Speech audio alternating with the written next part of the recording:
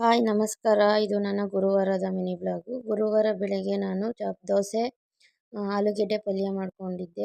ರಾಯರ ವಾರ ಮಾಡಬೇಕಿತ್ತು. ಸೊ ಅದಕ್ಕೆ ಇವಾಗ ನಾನು ಒಂದು ಬಕೆಟ್ಗೆ ಅರಿಶಿನ ಮತ್ತು ಕಲ್ಲುಪ್ಪು ಹಾಕ್ಕೊಂಡು ನೆಲ ಎಲ್ಲ ನೀಟಾಗಿ ಒರೆಸ್ಕೊತಾ ಇದ್ದೀನಿ.